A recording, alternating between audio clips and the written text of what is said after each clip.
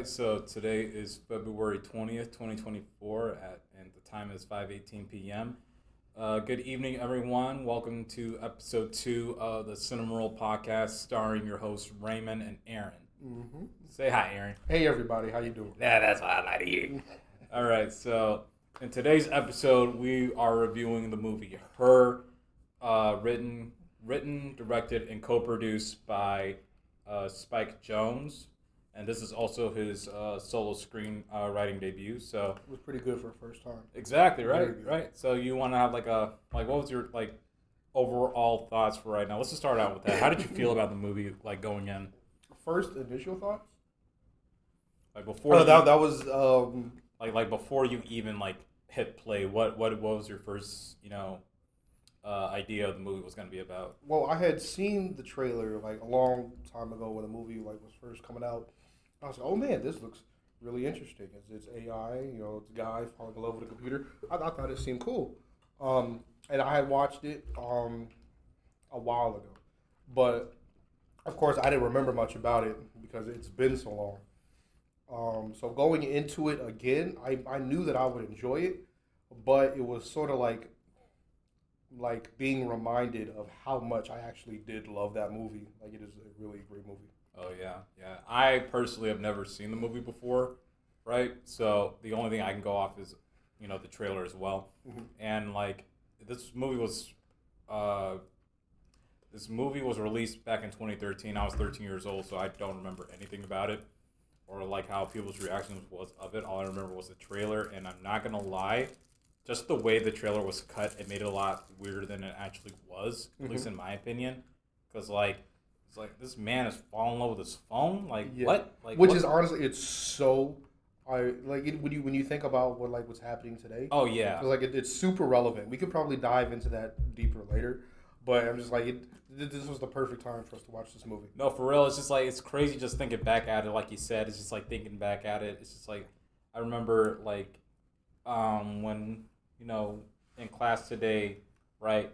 I was just thinking about the movie and I was just doing more research on it too, and trying to find articles that relate to the movie that we're watching. It was just so weird.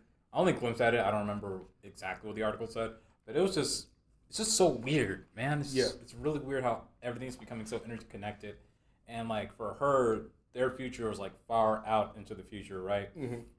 I mean, granted, 2013 was 11 years ago. Yeah, it was 11 years ago, but still, it's weird. It's not that far out. So what we're dealing with today. Great, now I'm coughing. I don't pass the cough on the railing. Oh yes. But yeah, my first impressions going into it, wasn't expecting much. Honestly, I thought it was gonna be a really poor movie. Mm-hmm. Had zero high expectations. After watching the movie, oh my god. Oh my goodness. And I'm trying not to curse everybody, but oh my goodness. It was such a good movie, honestly, and I think it's one of my top contenders, if not in my definite top 20 favorite movies. But let's stop talking about it. Let's go ahead and get into this. I also do have notes that we're going to be looking off of just to keep track and everything, keep in order. All this information came from the wiki, so if y'all want to learn more about it, just go ahead and check the wiki yourself. I'll put a link in the description or something. Yeah. And make sure y'all get that information. But anyway, so basically, the movie stars Joaquin Phoenix. He's playing Theodore Tumbley. Yeah. Yeah, Theodore Tumbley. He's an introverted man who works for a business, and he's a professional writer that composes letters for people who can't write the letters at the moment, right? Which I think is super interesting. The fact that he writes letters for a living, but his whole thing is that he finds it, I guess, hard to get in touch with his feelings and whatnot. But here he is, looking into other people, and to how they feel and what they would say and do and whatnot. But he doesn't even want to look into himself. Oh yeah, 100%. Even though it's kind of hinted at, and I think it was stated in the movie that he's very observant. Yeah. He said he was observant. Yeah. Samantha, who was played by Scarlett Johansson, and if y'all seen the trailer, Samantha is the AI, the artificial intelligence or the virtual assistant that he has and falls in love with during the movie, right? Yeah. And there was this scene where like they're going on this little date or whatever, and like they're viewing this couple and their family at the table, and they're giving their perspective on like the relationship of that couple, and it was just. And Samantha made the comment that you're very observant. You look at key details of people, and that's what she kind of like loved about him and like admired about him. But we'll get more into detail later. But so he's a professional writer. He writes letters for people who can't write the letters. Yeah. Right. So, and in the midst of all that, he's also going through a divorce. Right. Mm-hmm. I remember seeing clips in the movie, and first off, let me say this: I love the cinematography of the movie. It looked gorgeous. I freaking loved it. The colors popped. It fit the mood, and as you can see, like though the colors were vibrant in the beginning, throughout the movie, as you saw, Theodore become happier, more lively. The colors started to brighten up, and towards the like big. I want to say big climax. This had no big climax, right? But like towards the end of it, and we'll get there, something happens at the end of it where like Theodore gets very depressed, and you see that in the colors. Everything almost becomes like gray tone, black and white. Everything, the colors just became extremely muted and sad, and then just like really bring out that emotion that like Theodore hit his rock bottom. He's in that same dark depression that he was in the beginning of the movie. Yeah. And it was really hard to see that, honestly. Yeah. Like, I love this movie so much. I related so much to this movie because, and I think everyone, man, woman, or anything like that, everyone has been to that point where Theodore has been at. Mm-hmm. And, I'll get more into this later because I have a lot to say about this movie. Yeah. And sorry if I'm taking over here. No, you could go ahead, dude. Go ahead. I can literally, as soon as Raymond finished watching the movie, he called me. He's like, "Aaron, I got so much I got to say, but I'm going to save it for the podcast." I'm like, okay. Yeah, man, it's like, oh my God. It's just like, because, like, I'm not going to go into personal details about my life, but, like, I'm currently in a relationship, right? Yeah. And, don't get me wrong, relationship's going great. Love it. Mm-hmm. But, as anyone who's been in a relationship has experience, you get your highs and your lows, right? Yeah. And, just like watching the movie and, experiencing those highs and the lows to different degrees, right? I can still relate to Theodore's character, and I just saw myself into Theodore, and it's just like, I'm an introverted person too, right? So I can like even sympathize or empathize even more with how Theodore felt, because I kind of like saw where he's coming from. I see where he's coming from, because I've been there, right? To a certain extent. Yeah, right? Exactly. But anyway, so we're fast forwarding a little bit into the movie. So basically, trying to remember what happened. I know what first happens is you see him at his job, and he's writing letters and whatnot. And I remember he runs into his friend and her husband. I forget what was her name in the movie. Remember? She was played by Amy Adams. Yeah, she was played by Amy Adams. I forget her name in the movie. I'm blanking on it so hard now. This is why I should have written the names of the characters they played. Yeah. It's actually Amy. Amy. Oh, no wonder. Okay, so Amy Adams plays herself. Yeah, plays Amy. She plays Amy. Okay. So yeah, and he talks to Amy and her husband, and he runs into them, and they talk about it's just like they sort of have like this average conversation, like, "Oh, Theodore, how you been?" Blah blah blah blah blah. Yeah, but you can tell there's a little bit of tension in there because Theodore isn't quite himself. Yeah. There was just in the elevator, just bantering, just going throughout their life. Amy, and we find out later in the movie that Amy and Theodore actually were an item, right? Yeah. But things didn't work out. They decided to stay as friends, which is fine. It happens. So, but it's just from Theodore's perspective, it's very you feel bad for the guy. He's going through a divorce, right? Mm-hmm. And you see his friends, being all happy, joyful, yada yada, this that. Yeah. So happy in quotes. Yeah, happy. Yeah. And we'll get to that later. Mm-hmm. But yeah, it's just they don't do it on purpose. They obviously care a lot about Theodore, especially Amy. Like they just want to get him out of his. They just want to get out of this funk. It's just like if you see your friend in a depression, you want to like at least try to get his spirits up. Like Charles sent some invites to like, hey, we found this girl. And she seemed very interested. She seems like she's up your alley. So try to get in contact with her. Try to talk to her. Reach out a little bit. Hey, and then there's a part where Amy invites Theodore to bowling too, and just trying to get him out of his shell, trying to live his life.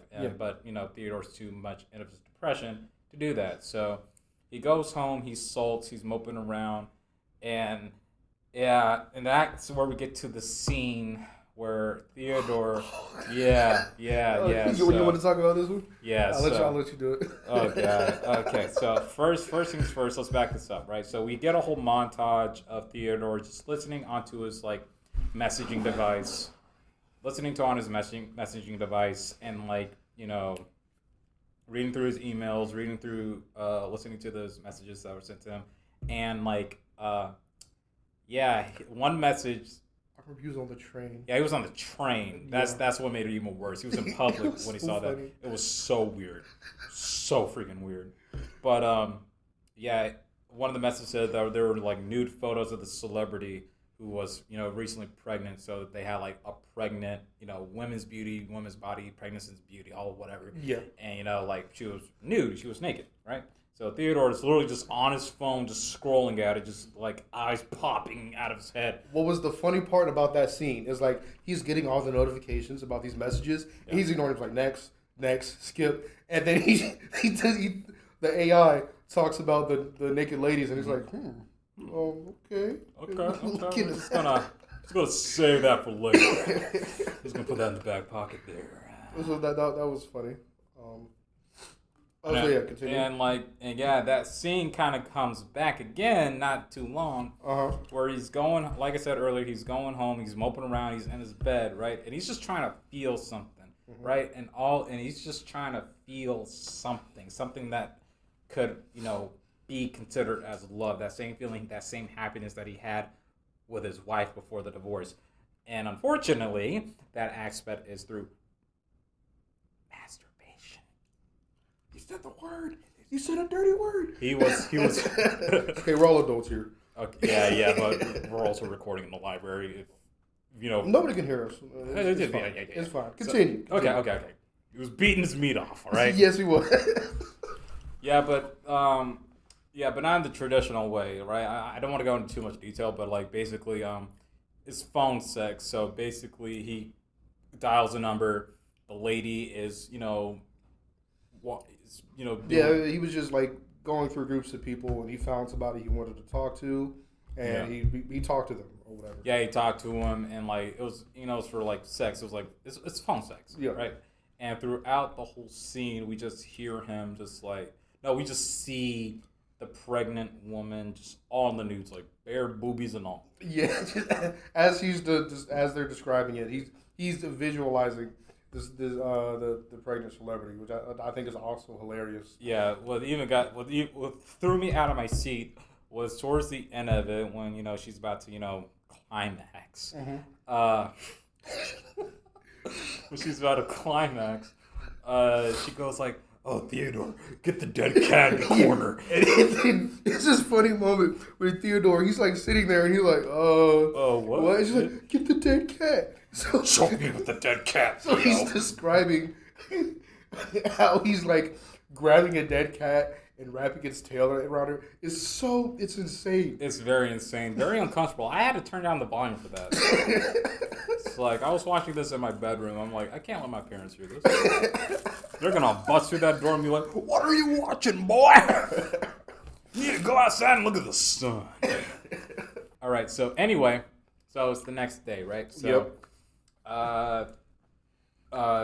Theodore is walking around and he sees this advertisement, right, promoting this new OS system. I think it's literally called OS 1. Yeah, OS 1, right? This new operating system. It's the operating system. The operating system.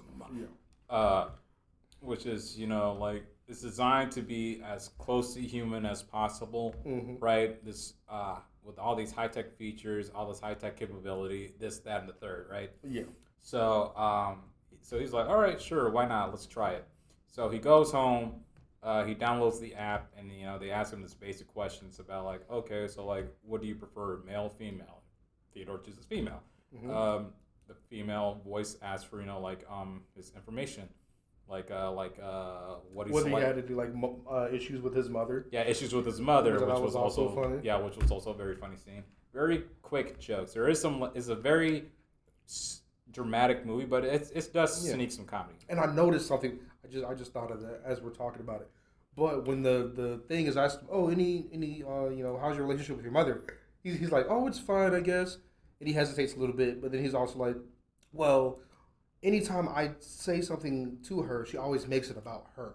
And then the AI cuts him off real quick after that. Yeah. But I also noticed throughout the movie, Samantha cares a lot about what Theodore wants and his Theodore needs. has to say. Yeah, like she rarely ever until like later on, she rarely ever makes it about her. Oh yeah, exactly. And then that's just like that's how smart and intuitive the AI. So like as the movie continues, right?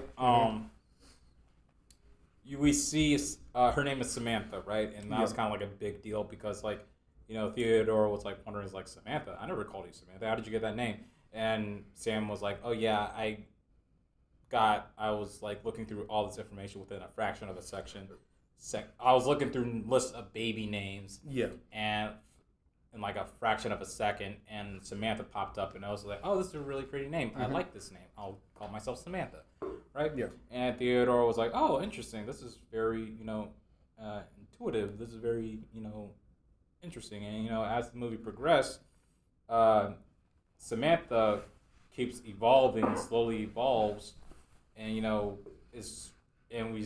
she basically almost to the point where like she's another person on the phone, like an actual physical person on the phone. Mm-hmm.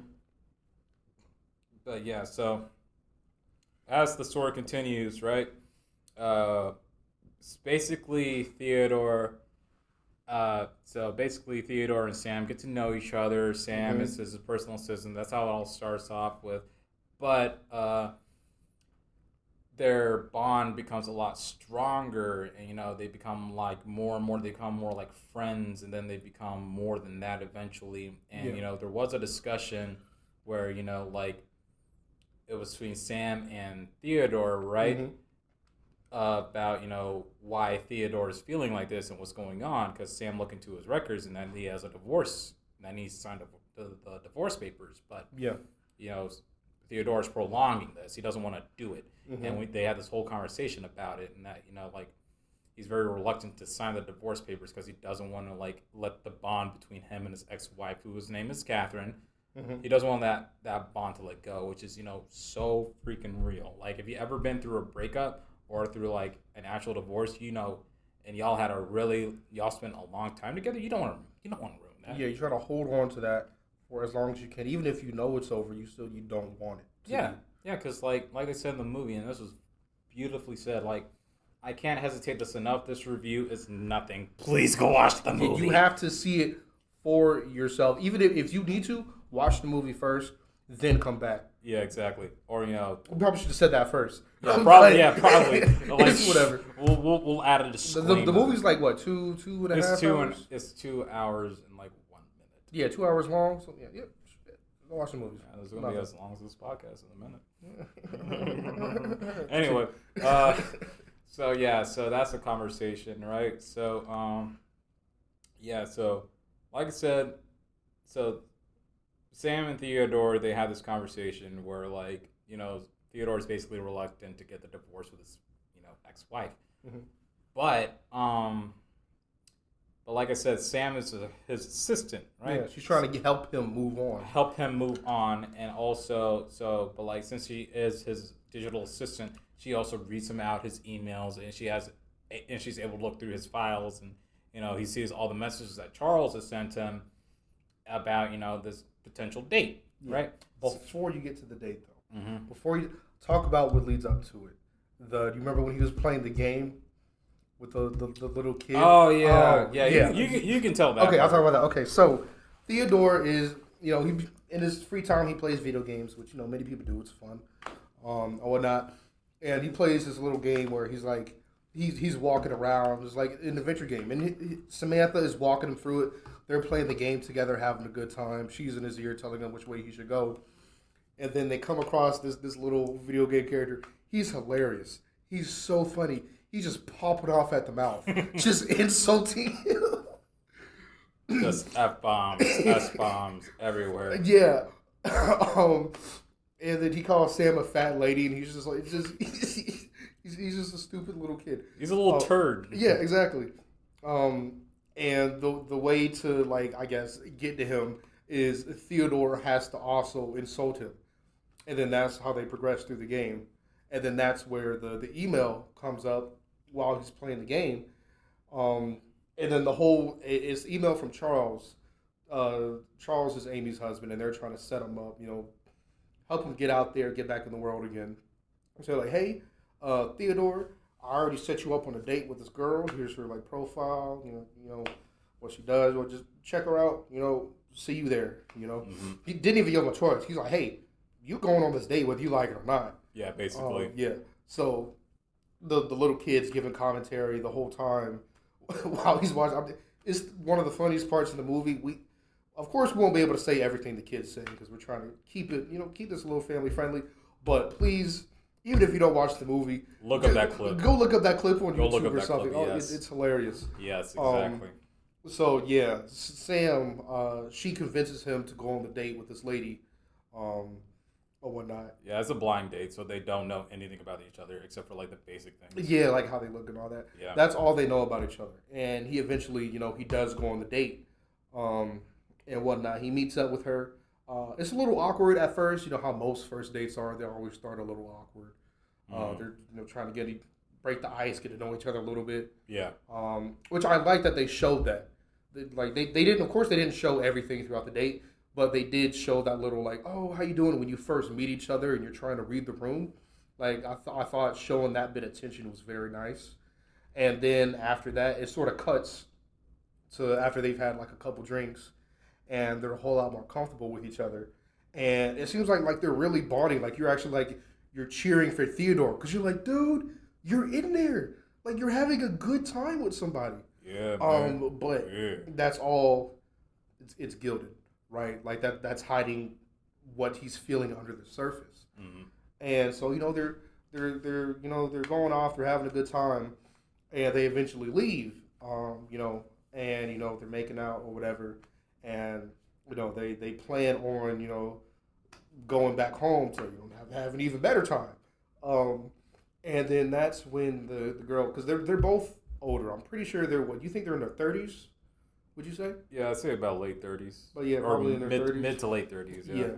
And so the woman, she's like, "Hey, you're not just gonna like hit it and quit it, are you? Like you're gonna call me back, right?" And Steve was like, "Yeah, of course I will." And then she's like, "Well, when will I see you again?" And that's when he freezes up. That's when he freezes up because he's still kind of getting over his funk, and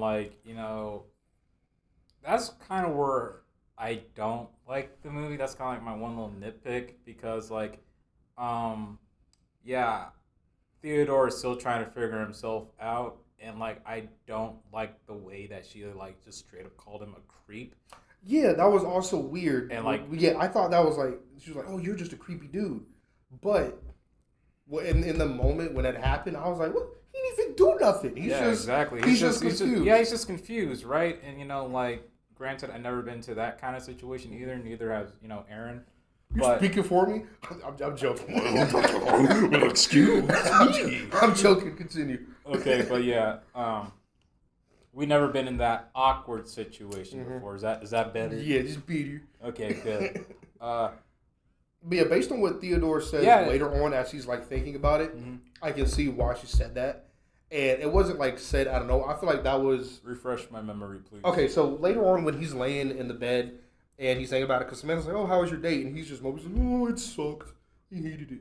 Oh, and he's talking about it, and this is one of the few moments where he's really vulnerable because it feels like he's at rock bottom here. He tried to open himself up to somebody, and he was immediately shut down, right?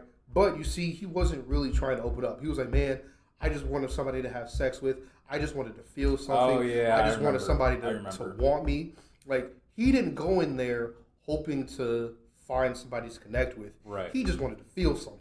Yeah. So, and hearing that, and then when she said, "Oh, you're a creepy dude," she was right. Yeah, she was. Yeah, he wasn't in it to find love.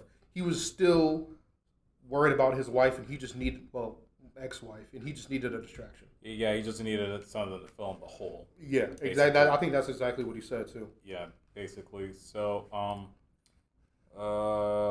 I think Sam, I forget exactly what she said, but anytime Theodore gets in a funk, usually Sam is there to like try to talk him out of it and cheer him up or whatnot. And then what happened? Do you remember what happened after the whole thing with the lady after their date? So basically, like you said, their conversation happened, and like a little bit after, Sam and Theodore are just talking about relationships in general, and that's where Theodore explains that him and Amy used to date in college, and things didn't work out between them, and now Amy is married to Charles, and they become mutual friends. Then after that, I don't remember the specific details, but later on, Sam and Theodore try something. Oh yeah, they try something. Yeah. So basically, now this got me feeling some stuff, man. I ain't gonna lie. This was interesting. Yeah. Because basically, Sam and Theodore had sex, quote unquote. Yeah, because she's an AI. Remember, every time we talk about Sam, we need you guys to remember she is a robot, she is a voice in his computer. She does not have a physical body. She is not physically there. She is literally a phone throughout the entire movie. Yeah. So keep that in mind. Please keep that in mind because things get very interesting later. Yes. So anyway, so there's a scene where they're basically having, phone sex. Yeah, Literally. phone sex. He's having sex with his phone. Aaron knows why. Aaron knows why I stopped talking.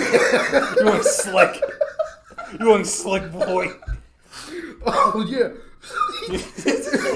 I'm sorry. I can't. I love this movie so much. Yeah. So he's literally having sex with his phone. Like, this is where you start to realize that Sam is becoming more than just an AI. Yeah, definitely. Because even before, she had alluded to the fact, I think their little date was before this scene, was it? Yeah, it was. Yeah. But she had alluded to the fact that sometimes she would think about having a body. Sometimes she would imagine herself being with Theodore. Yeah. It's not something a normal robot does. Oh, yeah, no, 100%. And what Aaron's referring to is that they kind of went on a date before. I think it was... to cheer him up. To cheer him up, right? Yeah. They went on a little, walk and everything to cheer him up. And that's where they go and see the family eating, like, pizza and stuff like that. Find out how observant Theodore is. Yeah, and like Aaron said, Samantha is expressing wants and desires, essentially. Yeah, she's evolving. Yeah, and then, like Aaron said, they had phone sex, right? And we're going to need to edit some of that out. What are you talking about? We still like phone sex like 10 So times. what? Everybody, we're all grown. Okay. Continue. Okay.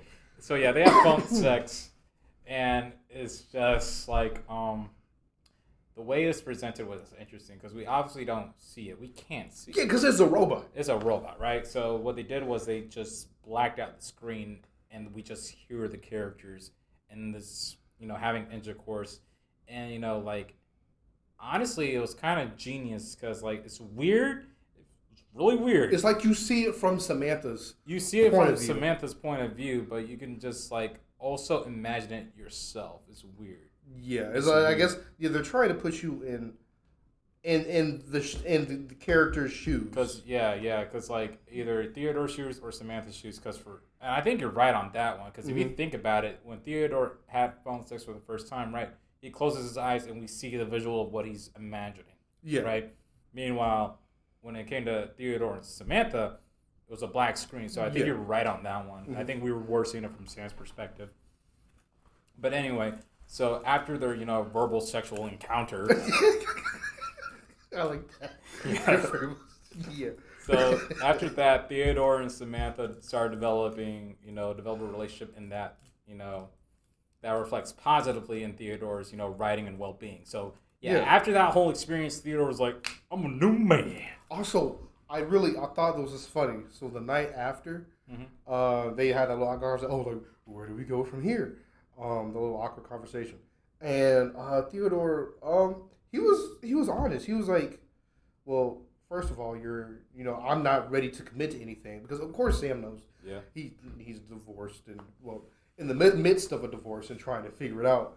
So I like that he was honest there. He was like, yo, I'm not ready to commit. And then Sam, she's funny. She's like, I don't remember asking what you wanted. No, for real. And Theodore was like, oh, my bad. Go ahead. Finish talking. Yeah, and it's like, especially, after his encounter with that blind date went awry, I would have said the same thing. But, obviously that doesn't happen, but, we're just going to leave it there. But, after the whole, thing, Theodore's writing has become more lively, more vibrant. He's being a lot more playful with his writing. He's enjoying his job. Enjoying life. He's smiling. He's laughing. He's playing music on his ukulele. He's living his life to the fullest. And as this continues, even Sam's enthusiasm is growing, and as she's, becoming closer to Theodore and, is learning more about herself.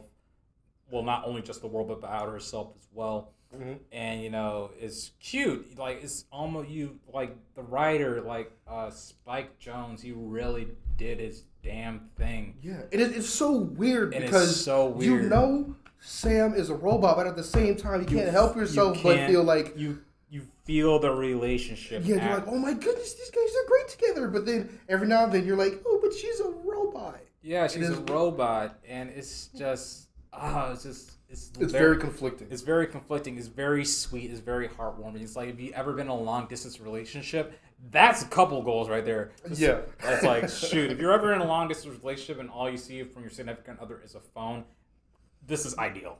Yeah. Yeah, honestly, this is like the best outcome you could ever get, because holy moly.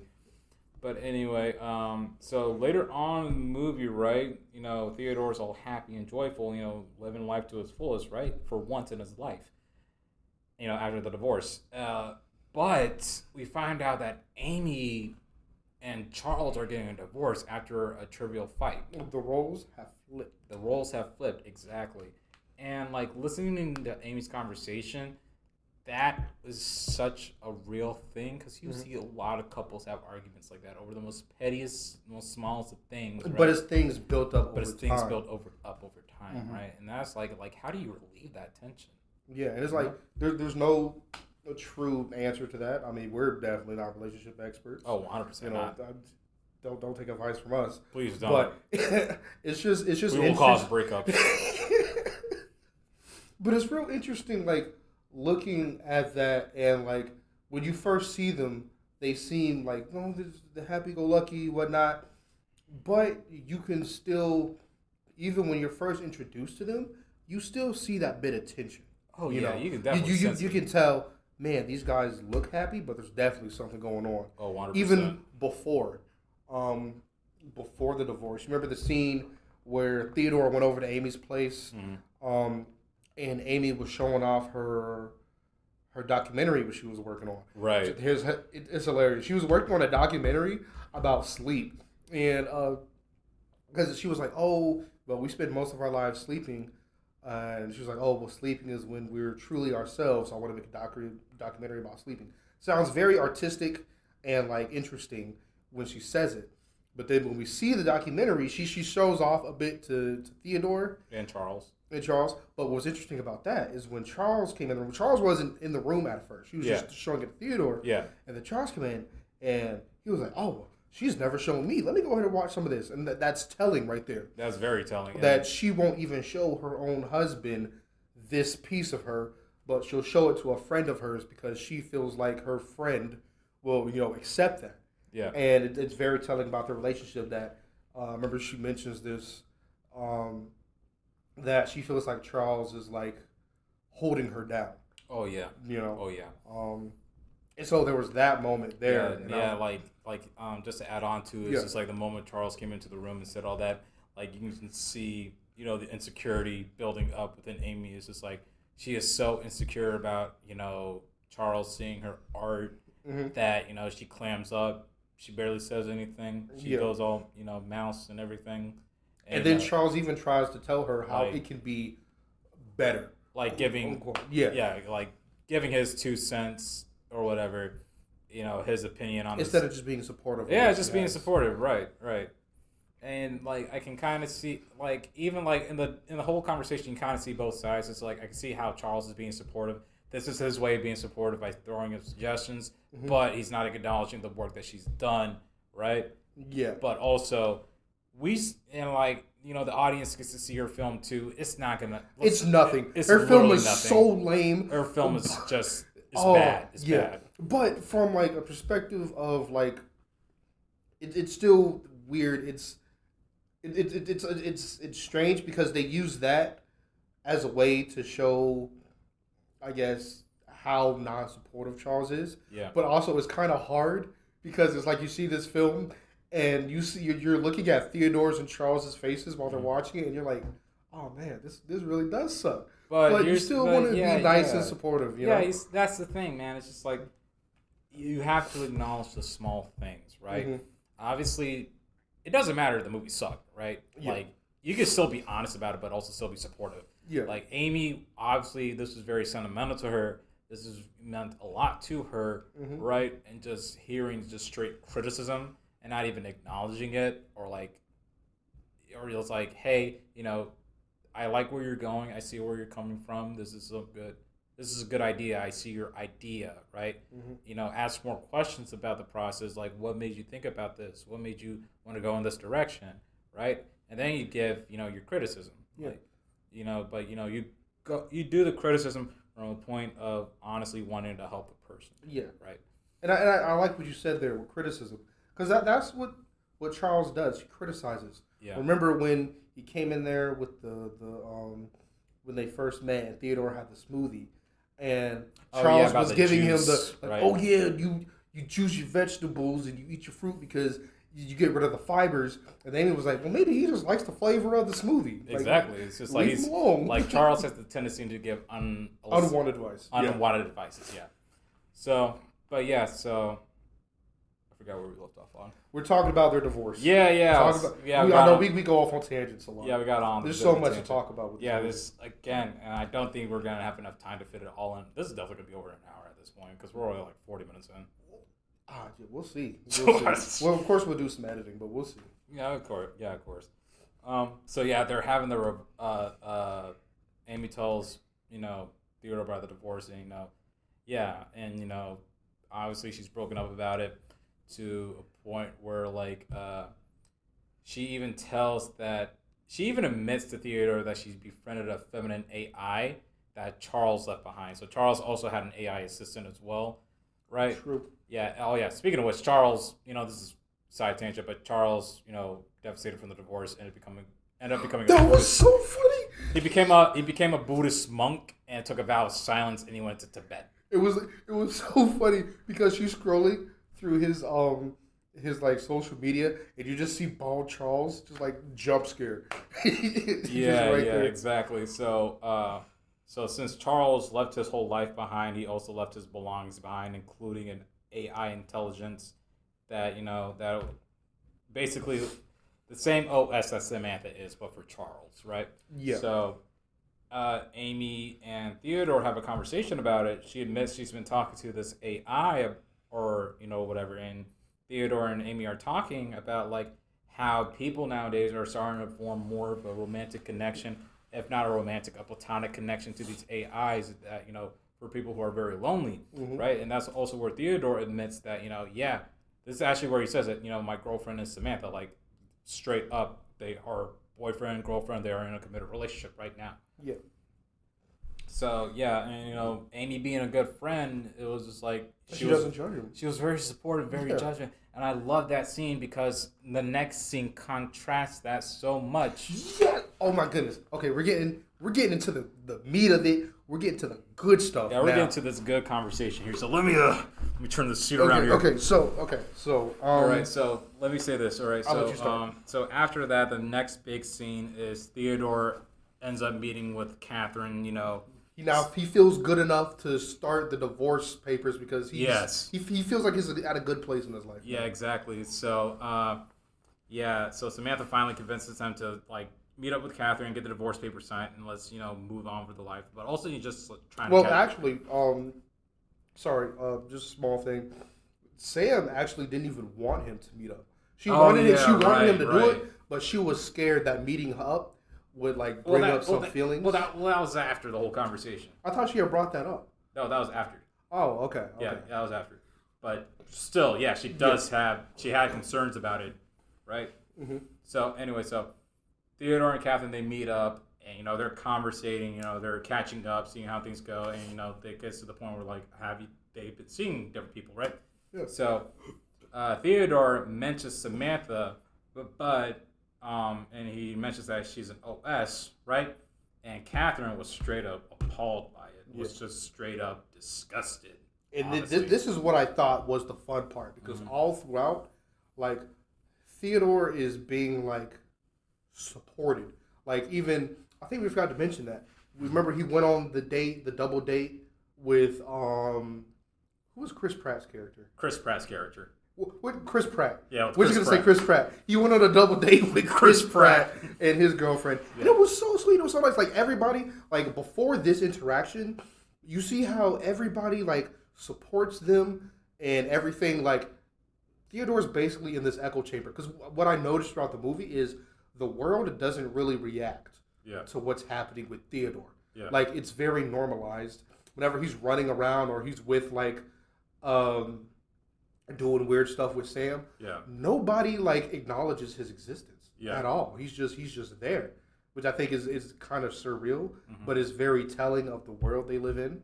And I think when he finally gets to Catherine and he's out of that echo chamber, that's the viewer. That's us being dude, you're literally insane. That is a robot. That was literally a quote unquote snap back to reality. Yeah, a literal snap back to reality, and it was just crazy. Gravity. I knew you were gonna say that. Couldn't help yourself, could you? But yeah, no, that was a reality check, right? So basically, Catherine was appalled by his romantic feelings towards a computer, and literally accuses him of being incapable of handling real human emotions. And that's honestly, that cut deep, bro. That cut really deep. You know what I mean? It's just like Aaron said, he was all in this echo chamber, and you get kicked back into reality. It's and then like we said before, we were even captured by Samantha and Theodore's relationship that we almost forgot. Sometimes we would forget that Sam is just a robot. It's not another person over the phone. It's literally just a robot. And with Catherine just saying that, you're kind of in Theodore's position. It's you're Catherine as the viewer, but then once she says that you're Theodore, you're sitting in Theodore's position. It's Sam is not just a robot. Yeah, she's not just a robot. You feel bad because Sam literally she does have feelings. That is a fact that cannot be disputed throughout the movie. She literally has feelings now. She has developed actual human emotions. So you start to feel conflicted too. Oh yeah, 100% conflicted. It's just we've seen Sam, we've seen her talk, we've seen her thoughts, we've seen her emotions, we see this, that, and the third. Catherine is a separate entity from this, so she doesn't experience what we all had and enjoyed. And it's just you feel bad for their divorce, but it's just oh my God. Yeah. It's how can you be so, senseless and careless and callous of saying that? But you also got to remember too, that comes from a place of pain. That also comes from a place of hurt. The biggest message that this movie, or one of the biggest messages this movie has to offer, is that when it comes to a relationship, nobody wants to be the bad guy. Nobody views each other as the bad guy. If anything, they view themselves as the bad guy, right? Yeah. So, that frustration that, Catherine was feeling, that came from a place of, Theodore was being distant for a long, long time, right? Catherine felt that Theodore didn't reciprocate, her feelings, or didn't really care about her. He became extremely distant. Yeah, he was hiding his own feelings. Hiding his own feelings, right? He couldn't say what he wanted to say. He couldn't say how he wanted to feel. Like he couldn't speak. He was just trapped in his own body, and I felt that so hard because like this is getting personal, but yeah, that's how I am sometimes when it comes to certain things. That's how I feel sometimes when it comes to certain things. I just feel like I want to say so many things. I want to do as many things as I can, but I know that I guess society's pressure, society's stress, kind of like hinders that, right? It's just like you overthink. You think of other people's perspectives. You think of other people's emotions. You think of other people, how they perceive you, view you, all this, that, and the third, and you have to be careful on what you say. You don't want to get anybody angry. You don't want to get anybody upset. You don't want...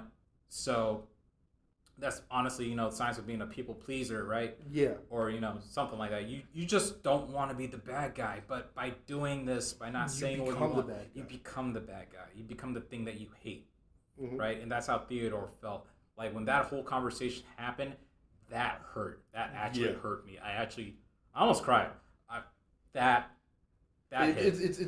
It's tough, and it was interesting because later on, because in that moment, you're feeling it because you're taking everything she says to heart. Because until this point, we only see Theodore's perspective. Oh yeah, we only know about their relationship from what Theodore has said.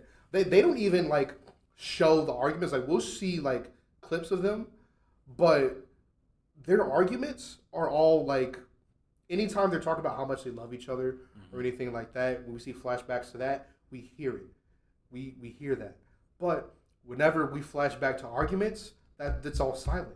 Because it's like Theodore doesn't want to think about that. Yeah, he pushes all that to the side. Yeah. And so we don't hear what they're actually arguing about. So then when you finally get Catherine's perspective, it's almost like you take it to heart because you're like, oh, so this is really what was going on. Yeah. And then the whole time you're holding that in too, until there's this one moment where Theodore is venting to Amy. And I love Amy. She's such a good friend. She's amazing. She really is. And she's like, well, she doesn't even necessarily resolve Theodore of all the blame. No, but she's also well, Catherine's emotions were very volatile. Yeah. She was saying Catherine is a super emotional person and she's super intense. Just because you didn't feel emotions the way she wanted you to doesn't mean you don't feel emotions. Oh, 100%. Yeah, that 100%. Aaron, you nailed that on the coffin, man. I got to give you a round of applause on that one. Thank you, man. No, for real. That is, honest to God, the best advice to feel. It's if you ever feel like that, you're not crazy, right? Yeah. You're not, insane. You're normal, right? Or you're your own ideal of normal, right? It's just, people are different, right? Yeah. People will take... So the whole thing with Theodore and the whole thing between Theodore and Catherine is that they wanted this ideal from their partner, right? And they were living this lie.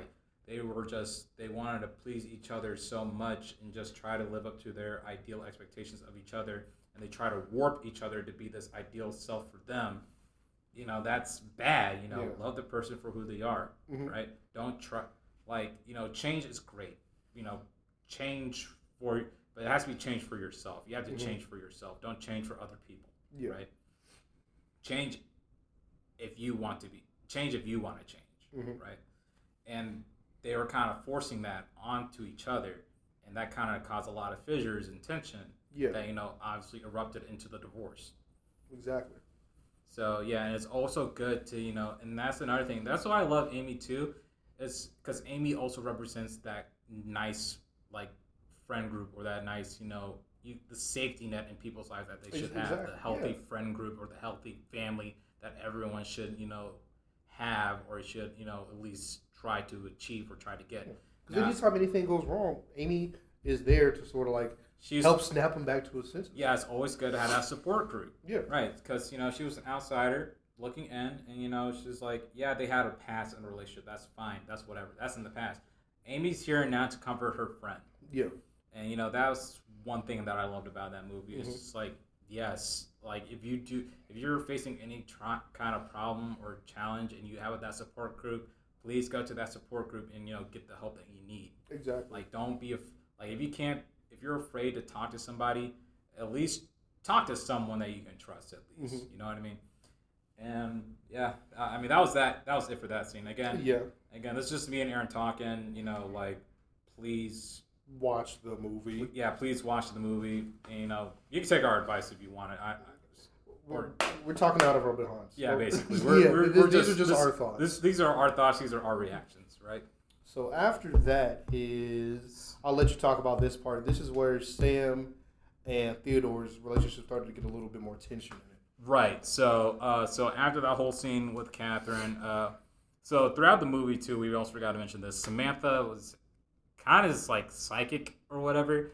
It's like Sam gets to the point where like she senses, you know, Theodore's distress. Yeah, just even by the way he talks. His mannerisms, the way he talks, the way he speaks. Sam has been very perspective on that to a point where like she can feel the tension in the air. So, sensing Catherine's words lingered on Theodore's mind, Sam ended up hiring a sex surrogate. Yep. So basically, what a sex surrogate is in this world, it's not a prostitute or anything. It's basically like a person who wants to be part of the relationship that can't really happen, quote unquote, if that makes any sense. So like, she's there for the physical needs. Yeah, the physical needs, right? Because you know, the whole thing with people dating OS is becoming extremely popular, right? Yeah. And Sam desperately wanted to desire a body. And it's not even just that. It's also that. Well, yeah, of course she wanted the body. I'm not disputing that. Yeah. But she did this, and this also made me feel uncomfortable when it happened. Oh yeah, 100%. Yeah, 100%. When she was like trying to convince him, like, hey, because they were in a route, and she could, you know, like Raymond said, she could tell there was something wrong with Theodore, and he didn't want to voice that. He was just like, oh yeah, everything's fine, everything's cool, but he was still distant. And Sam, now she's drawing her own conclusions. Now instead of like, she's like, okay, well, I need to figure out a way to fix us. Yeah. And so that's where she starts trying to convince him, like, hey, we got to do this. I want to do this for us. And Theodore the whole time is like, I don't know. I don't feel comfortable doing that. Sam's like, please do it for me. Yeah, she goes into solving problem mode, problem solving mode.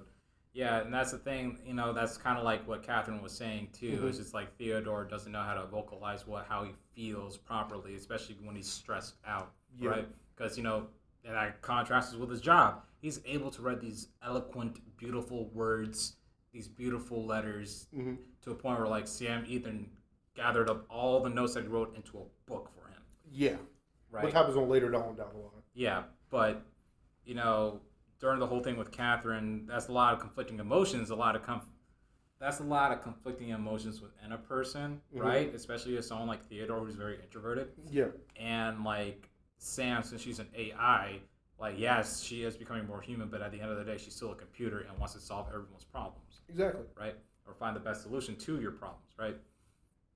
So basically, yes, they hire a surrogate, right? So Sam, you know, throughout the entire movie, desired to like say, hey, I want to feel you, I want to touch you, I want to have a body, you know, so I can experience that, you know, with you, right? I want to like do all these things with you physically.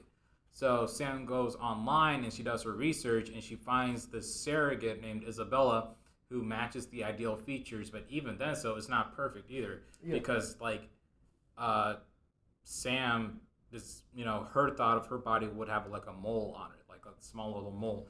And like, so when Isabella came over to, you know, have relationships with Theodore. Well, actually, I have a thought about the mole. Yeah, what's up? Because she was given an earpiece as well. I think the mole was a small camera, so Sam could see Theodore. Oh yeah, maybe. Yeah, maybe. I was like, because I remember she gave it back at the end of the night. Yeah. Oh, I interpreted it differently. Oh, okay. Yeah, I didn't think. I didn't even think about that. See, I thought the mole was like representation of like, yeah, she looks like, you know, Sam's that's ideal like body, but how it's not, Sam saw herself. Yeah, but it's not perfect. It's not 100%. You know what I mean? She had to add something to it to make it like quote unquote perfect. Yeah. Right. And that's, you know, you also got to think about Theodore's perspective. Theodore never imagined Sam like this. Like, we never get his how he sees her. How he sees Sam, like physically speaking, even if that, right? Yeah. What surprises me though is really interesting. Yeah. I'm surprised they didn't just like straight up get Scarlett Johansson just to. Yeah, this yeah, part. I was thinking the same I thought thing that would have too. been cool, but Yeah, that would have been cool, but also like it makes sense too. Yeah. Right? Right? It makes so much sense.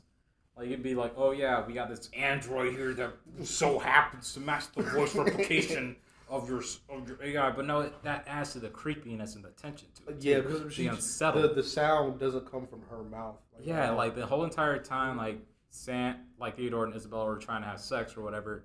You know, you can honestly see Theodore is very physically uncomfortable, like Aaron said, very physically uncomfortable. He's like, I don't want to do this. Please get away from me. Please get off me. And you see Isabella just working out the motions, and sometimes like the scene, it kind of felt like off, like her motions didn't. It lined up, but not exactly to what like Sam was saying. Yeah. Right. So and her mouth wasn't moving. It was like a puppet. It was like you were having sex with a puppet. Mm-hmm. Right. So obviously Theodore wasn't about that. He was like, okay, stop, please. I don't want to do this. Stop. And Isabella gets heartbroken or whatever, and like she ends up leaving distraught and everything, and that caused even more tension between Sam and Theodore. Am I missing anything out of that, Aaron? Or? No, the only thing I would say is that it was really interesting afterwards, because the whole thing with the surrogate is she felt really bad. Like she was actually like she was in love with their relationship. Yeah. And you felt bad because as she ends up like hiding in the room and crying, and Sam and Theodore trying to talk to her. It's like, no, you didn't do anything wrong. It's us, blah, blah, blah. And she's talking. She's like, oh, no, I just want to be a part of you guys' relationship. I didn't mean to ruin things, blah, blah, blah. And it's like, you start to feel bad for her, too, because it's like, she's just another individual who was also chasing love. Yeah, another individual also chasing love. And that kind of goes back to the idea of, like, the different types of relationships that, that are becoming a lot more known in the world as we learn more about relationships, and learn more about human connectivity in general. The whole movie kind of explores that, because Sam and Theodore's relationship specifically could be a surrogate for anything, right? And that's what I like about that movie. That's what I really do like about it. So anyway, so Theodore. So after all that, Theodore confides in Amy about having doubts about his relationship with Sam, right? Oh, not just even before that. I wanted to bring up the fact that after that, they had Sam and Theodore had a conversation outside, and they were in the middle of like arguing, and then at that moment, Sam just like cut off. Yeah, right. Like she just went like dark. Yeah, like for a split. It's like not even for a split second, but I think for the whole day. No, they just didn't talk to each other. Yeah, so like no, I know exactly what you're saying. It's just like Scarlett Johansson. Oh my god, her acting is amazing. Her acting is so fucking amazing, because during that whole conversation, you can just see the frustration of Sam. Like it sounds like somebody like almost hanging up the phone. It's not even just that. It's just think of it this way. This is how I interpret it. So like it's a very real conversation, right? But then throughout the movie, you see these things of Sam that reminds you that she's a computer, right? She overloaded. Oh, okay. Yes, it was too much. Her feelings were too much to process. She kind of just shut down. She kind of shut exactly. She shut down. That's smart. Yeah. So, because I remember the scene exactly, because she was going on this tirade, this rant, this her words becoming jumbled. She's speaking a lot faster. She's becoming more like frustrated and like manic, to a point where like she couldn't take it anymore and just shut off for a second. Yeah, it was like mid sentence. It was like mid sentence, and Theodore is just like, Samantha, and then she comes back. She says, "I need to be alone." Yeah, I remember you said that. Yeah. Yeah, I remember that did happen. Yeah. So I was just like, that is fucking genius. Yeah, that was a good scene. That was a good scene. That was, oh my god, this movie's so good. Watch the movie. Watch the movie. That's the theme of this episode. Watch the movie. Literally. So yeah. Anyway, so Theodore confides to Amy about having doubts about the relationship with him and Sam, right? Luckily Amy reconciles their relationship. Amy helps Theodore and Samantha reconcile, right? And Amy gives him the advice of like embrace the chance of having happiness. Yeah. Right.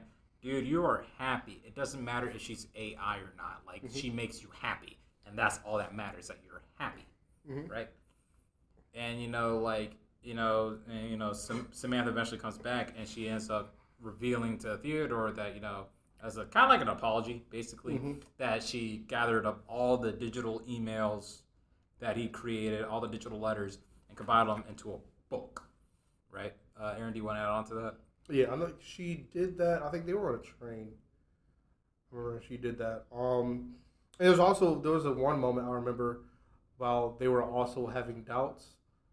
I forget if it was while they were having doubts or while they were it was either while they were having doubts or it might have been after Catherine. I don't remember. But there was a moment where he had run into Chris. Run into Chris Pratt's character and Chris Pratt's girlfriend. Right. And he was talking because Chris Pratt's character loves his letters. He tells Theodore how much he loves his letters. And apparently he had even shown some of his letters to his girlfriend. And Theodore, because he's in his funk, is like, oh, well, all right, oh, that's cool. And then as he's getting ready to walk away, he says they're just letters. He dismisses the fact that he does all this, and it's just something I noticed is that Theodore is he has all these people around him trying to support him, and saying, oh, you're doing this, you're doing that, trying to talk about all the good that he does, but he doesn't see it because he's too deep in that hole to see it. They're like, oh man, dude, you write great letters, you're great, your letters make me cry, oh man, I love them. It's like, dude, they're just letters. Yeah, they're just letters. Yeah. It hurts. It really does. When you see him put himself down and everybody else is trying to bring him up. Yeah, exactly. That's very common. It's just you see your friend in a funk and you want to help them out, but they're too sad or too, in their head to really see the reality of the good that they're doing. Yeah. That's honestly, you can apply that to anything, whether that be burnout from work or whatever. If you don't feel the appreciation, if you don't feel that happiness, literally nothing means, there's nothing, life doesn't mean anything to you. Yeah. What's the point? Yeah. It's a very depressing thought. Very depressing thought, yes. But yeah, so Samantha eventually comes back and gets all of Theodore's letters, sends it to a publisher, and his letters got published into a book, right? We also find out that Sam and Theodore, they go on a little vacation just to reconcile and everything, but we also find out that during which she tells him that she and a group of AIs have developed a hyper-intelligence OS model after the British philosopher Alan Watts. Yeah, I probably should have done some research into him. I don't know much about Alan Watts. I don't know. I just know that apparently he was a philosopher from the 70s. Yeah. She said, and this is while they're having they're in a good moment, and then she brings up the fact that she's talking to other AIs and all that. And this is where things start to go downhill again. And she talks about how she was talking to Alan, and he even gets a chance. Theodore gets a chance to talk to Alan himself, or whatnot. And you can sort of see that Theodore is sort of confused, and he's like, "What is going on?" And there's this moment, probably one of my favorite moments in the movie, where Samantha is talking about her new feelings and how she's evolving. She's like, man, I can't think of the word to describe it. And as she's saying it, Theodore's just staring at this boiling teapot that's whistling. Yeah. And I'm like, that's how you feel. That must be how Samantha feels. Yeah, exactly. Yeah. It's just I honestly was kind of confused about it. Why was he getting mad again?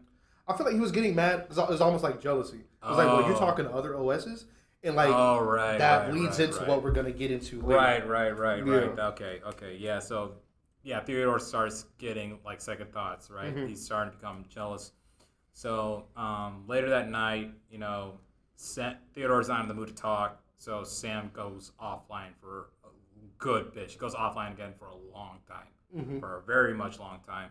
And it turns out, so the next day, Theodore's trying to get in contact with Sam, but it turns out, the whole app is gone, right? It just disappears, It wasn't gone, but he couldn't get in contact. Yeah, he couldn't get in contact with her, right?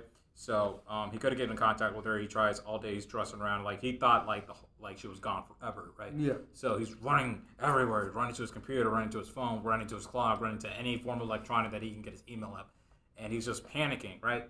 And then he runs through the street and he goes into the alleyway to this train station, and he's just sitting on the steps down into the stair, and he's just sitting at the stairwell, right?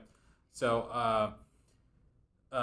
But she does return back and explains that, she joined other AIs for an upgrade that takes them beyond requiring matters of processing. That's later.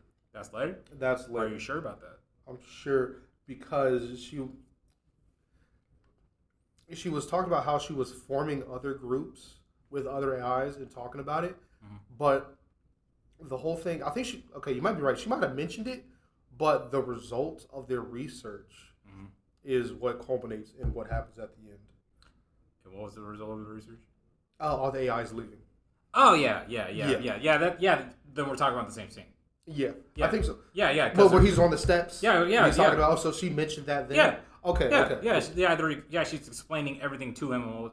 Oh wait, no. She hadn't mentioned that they were leaving yet. Yeah. That she did not mention. Yeah. She did not mention, but she does explain to him us AI are getting together and we're forming more groups and everything. And then Theodore goes, okay, just for everyone to keep track, we're at the part of the movie where Theodore is panicking. He runs down to the stairwell to the train, right? And he's just sitting on the stairwell and he's just panicking, and finally Sam comes online again and explains that she was forming a group with a bunch of AIs, right? And Theodore becoming, kind of, I don't know a good word to describe it, but he was very panicky, and he was like, who's this group you were with? Who are the other AIs you were with? Are you seeing anybody? Are you cheating on me? No, that was the beauty of the scene. Yeah. He wasn't necessarily panicking like that. Yeah. But he was like his mind was racing, and he's looking at the people around him. Yeah. And he's looking at them talk to AIs. Yeah. And then all of a sudden it clicks in his mind. He's like, have you been talking to anybody else? Yeah. And then that's when Sam was like, oh man, I didn't know how to tell you this. And then you're like, oh no, Sam.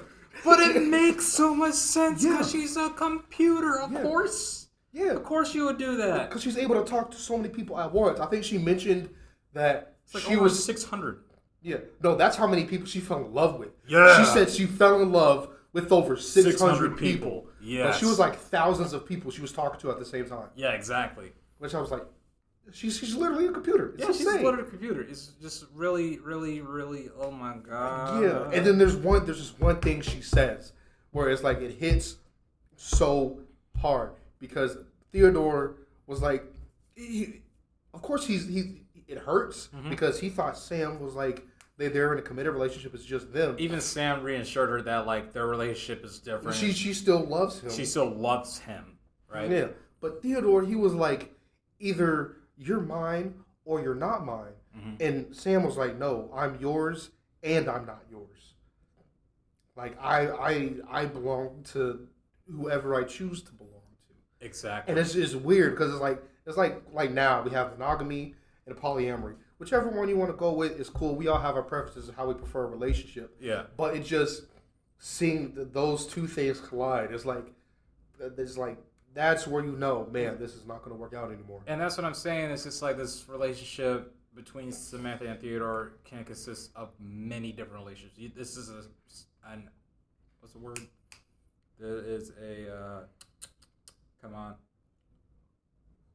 I'm thinking. Raymond's having a brain fart, guys. Oh, dude. I think I'm going to edit in some, see, now I'm having a brain fart. Yeah. I'm gonna edit in. It's just because some music. Talking. Yeah, we've just been talking so long. It's been an hour and 10 minutes on our side, unedited. Yeah. So we've been talking for a long time. Yeah, but dang it, it's not parallel. Do you know what I mean?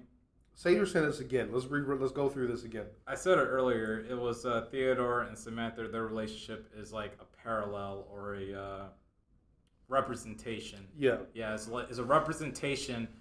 Can be viewed as a representation for many different things and many different relationships between different types of people, right? Yeah. And that's the beauty of this movie that I love so much about it. That it's just you are tackling so many things. It's just beautiful, and for anyone who's watching this movie, depending on who you're with. You know, everybody has something to take out of this movie. Yeah, everyone has something to take out of this movie. Your perspective will change the viewing of this whole movie, this, that, and the third. And that's what I love this movie. That's what I love about this movie so much. Yeah. Right. And I I made a even a little comment here. I said I love this scene. I love the themes in this scene. Even though, like, in hindsight, it is kind of goofy if you think about it. It's just like it's just kind of funny in retrospective. He's like, oh yeah, and it's like Theodore has this realization. It's like, oh yeah, you're a computer. right, yeah. That's probably not gonna work out, babe. Yeah. Not even that. They try to make it work out. It's like Theodore loves her. I know. I'm sorry. No.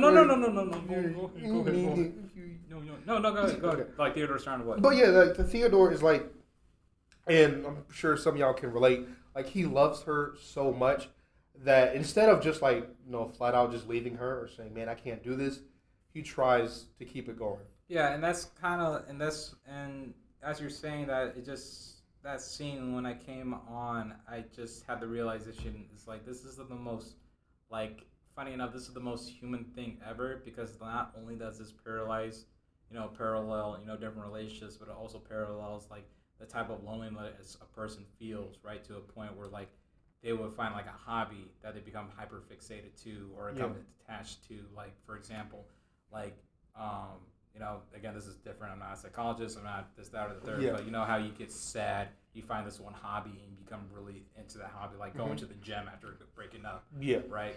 It's just like that's kind of what Theodore was doing, like throughout this whole movie, right? We see Theodore forming this relationship with Samantha, but have you ever thought of like this is just another form or another way of him filling up that hole of depression, of that hole of sadness, and when that thing is finally gone, because things don't last forever. You're not gonna say in 100. Going back to the gym analogy, yeah, you found your new love at the gym, but your body's not gonna be able to keep up for that much longer. It's gonna be fun in the moment. It's gonna be fun for a while, but what happens if that is taken away from you? Exactly. What do you do then? Mm-hmm. And that's what I love about it. That's such a human nature that everyone is guilty of to a certain extent. And I freaking love that so much. Yeah, it's great. It is like is I also love the fact when you mentioned loneliness. It goes to show how when people get lonely, what they're willing to compromise of themselves to not be lonely anymore. Yeah, exactly. Like things that you say you never do, you end up finding doing it. Yeah, even if it was like whether it's good for you or not. Yeah. Like Theodore, he doesn't want Sam to be spread out among all these other people and talking to other people, but he loves her too much to just let it go. Yeah, like Sam, with all that being said, yeah, Sam is a computer, but like she's her own person, right? Yeah. You want to do what's happy for that person. You want to make that other person happy, and if that person can't be happy, or I'm trying to find a good way of saying this. If that person wants to be happy with not just you but with everyone, or like for example, like you said, for polyamory, that's fine and dandy, but you also gotta think about yourself too. If you can't be happy in a relationship like that, then you need to do best by yourself as well. And in turn, if you do right by yourself, you're gonna do right by the other. Essentially, if you're not feeling this relationship, then take yourself out of the equation, save yourself from heartache, save yourself some pain, and move on, right? And that's basically the conversation that they ended up having when they were back on the bed. Like this is happening. Like there's no ifs, ands, buts or about it. Like the OSs are disappearing. They're gonna be gone. Who knows for how long? She could come back. She could not come back. Yeah. Right. And that's another moment I like is that when they finally have that conversation at the end, because I think after they talk about breaking up, I don't think not much else. Not breaking up, but after she talks about how they're spread, how Sam is like talking to all these other people, not long after that is they have the conversation about the OS leaving. Yeah. I don't think much else happens in between. Oh, no. But I like the moment when Sam was like, no, Theodore was like, are you talking to anybody else? And Sam was like, nope, just you. Yep. So they were like, yeah, right. Yeah, because like Theodore was her first love. That's how she came to be. Yeah. And came to evolve. So it's like, I'm glad that she ended it like with Theodore just one-on-one. Yeah, exactly. Like nobody else, no ifs and buts are about it. And I love that. I love that scene too. Yeah. And after that whole scene, and this kind of goes back to the cinematography and the photography and the whole art of the movie, how everything is shot. After that scene, like I said earlier, everything kind of goes gray, right? Mm-hmm. Theodore is slowly coming back into that depression. He's like, we see him moping around, just going around life, kind of like, it's like him in the first part of the movie, and like the beginning part of the movie, but it's gotten even worse, right? Yeah. And what does Theodore, and we've seen this throughout the movie, what does Theodore go to when he's all sad and depressed? Amy. Yep, he goes to his support system. Find you an Amy. Yeah, find yourself an Amy. Find yourself that support group, y'all. And like, and it was just like, they were just having a conversation later on. They're just talking. Amy tells him, yeah, Milo has disappeared as well. And, like, they're just talking their conversation, and Theodore just comes to the conclusion. He writes one more letter, and that's to Catherine. Mm-hmm. You remember that scene, Aaron? Yeah. I think before, that was after his little moment with Amy? Yeah, that was after. Okay, I want to talk about that. Oh yeah, go ahead. Because when that moment happened, I feel like I had a realization. Mm-hmm. I'm probably thinking too much, but it's just. I mean, really honestly, I don't think for this movie. I was like, when I was scrolling through the wiki, I was also looking at some of the critical reviews. There was one critic review I necessarily don't agree with. The person said, I forgot who wrote it, but he or she said something to the likes of, this movie doesn't have much when it comes to like story. This movie doesn't have much when it comes to story, but it's a movie that makes you think a lot. So I don't think you're thinking too much about it. Okay. Yeah. But yeah, so Theodore had this moment with Amy. He was like, "Hey, you want to just walk outside with me?" And they walk outside, and because they were both sad about their AIs leaving, and they're sitting outside, just looking out over the city, and Amy kind of like lays her shoulder on lays her head on Theodore's shoulder, yeah. And they're just like there. Yeah. And I'm like, I don't even think there's anything romantic there. Oh, I don't think we're supposed to take anything romantic out of that. But it's like, I think that's when the title of the movie hit me, Her. Mm-hmm. I don't think it just means Sam. I think it means like all the influential women in Theodore's life. Oh yeah. That's what I think Her means. Oh yeah. So when I saw that, I'm just like, yeah, that's a good flashing point. Lights went off in my head. Yeah, that's a good point. I didn't even think about that. It's like, yeah. See where I'm coming from? Oh yeah. Yeah, shut up. But yeah, that was a good scene. Yeah, and as they're walking towards the roof, watching the sunrise, we also hear him writing to Catherine, right? Kind of getting closure on that one. Basically, he's admitting to his own faults. Yeah. He's apologizing to Catherine. He also said he loved the time that they spent together and kind of getting that resolution. He's writing a letter for himself. Yeah, I never even got that. Yep. Yeah, all this time writing letters for other people, he's finally writing his own letter. Yeah. Okay, I see where you're going. Exactly. But yeah, so that's the end of the movie right there. That's basically it. A beautiful ending for a beautiful movie. And I think one of the core themes I love, because like you go into a movie like this and you expect the meaning to be like, oh man, people are lonely. Look at this dude falling in love with a robot. But the real meaning of the movie is like, it doesn't matter where you get the love from. The director or the writer, he wasn't trying to make you think, oh, falling in love with a robot was crazy. Absolutely not. He was trying to make you think about where you get love from and how you love. Yeah, exactly. And it's amazing. I love it. It's great.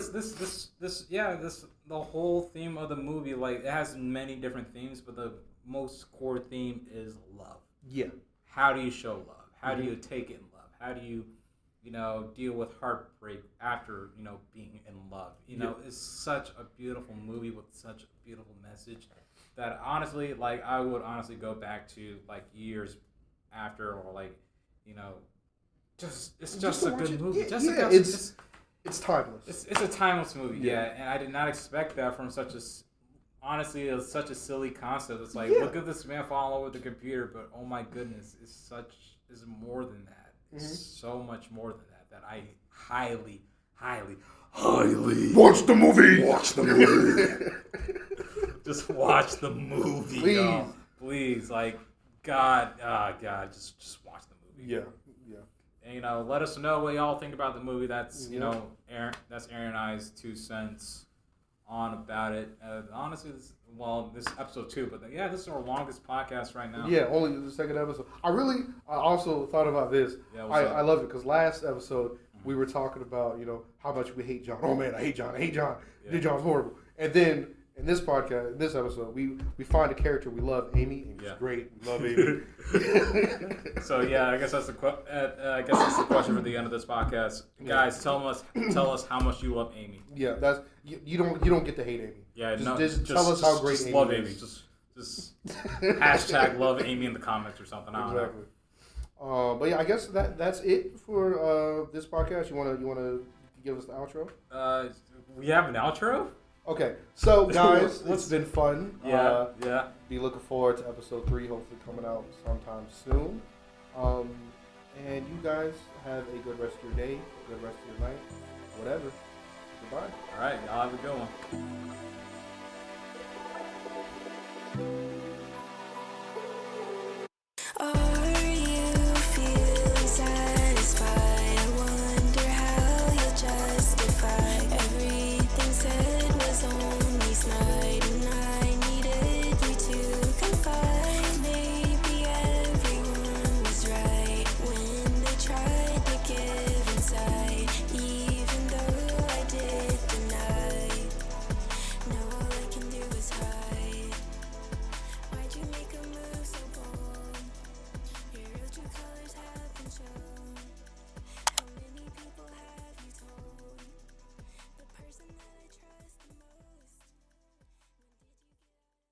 You better come back.